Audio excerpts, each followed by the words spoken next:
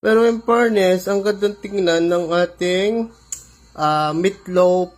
Tapos nilagyan natin ng pizza sauce, tapos cheese, parang pizza on top. Yan, tapos meron pa tayong melted cheese na hindi nag-melt, na ano lang siya, nasunog. Pero ang cute. Ay, rakuhin na natin to.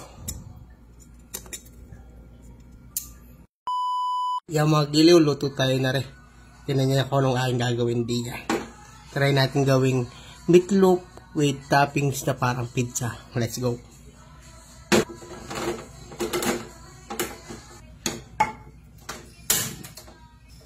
Ayaw, gumana. Yun!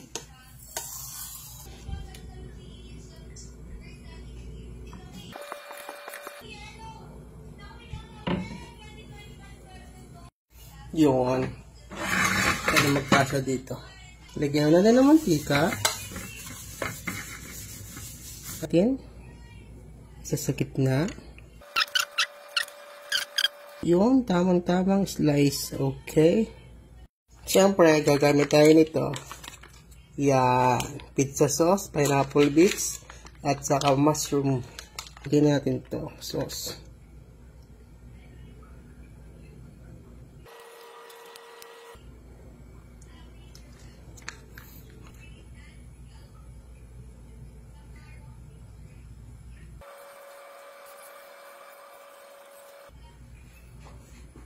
Lagyan natin ng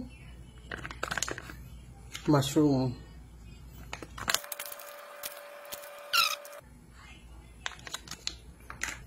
Lagyan din natin ng pineapple.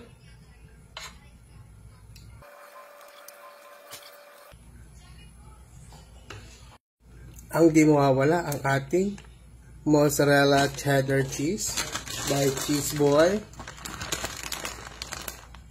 on top.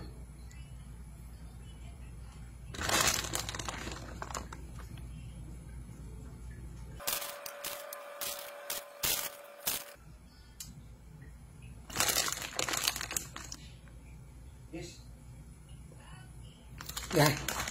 Ayos sa mga giliw. Kita nyo kaya. Pasok na natin to.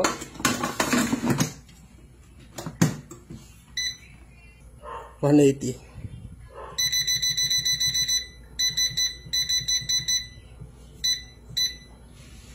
Ang oras natin 20 minutes. Go. Meron ako dito melted cheese. Lagyan din natin.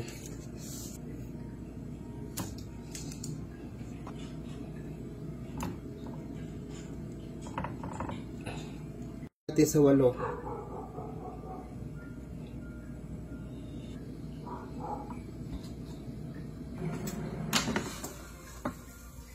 Yan. Tigi-isa sa ibabaw.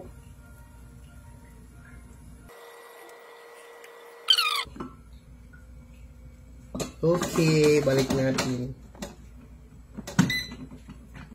Meron pa tayong 7 minutes. 7 minutes para lutuhin tayo. Yan, nagtatawag na mga giliw.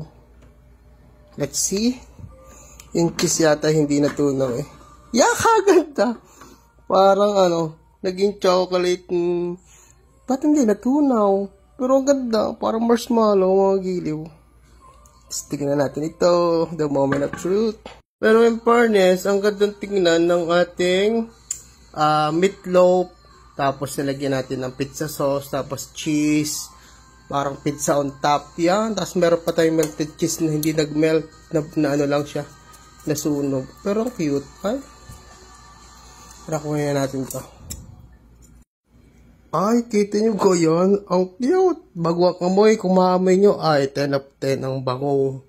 Tapos yan, ang cute talaga. Let's try it.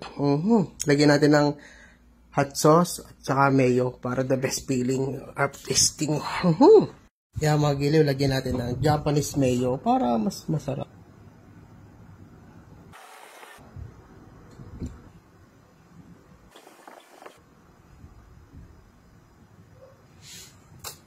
Ay, gandang pagmasdan giliw.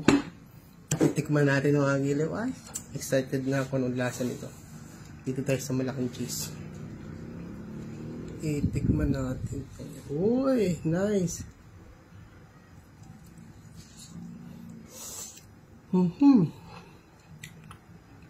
Ang fairness, masarap. Kulang pa pala dito mga lettuce.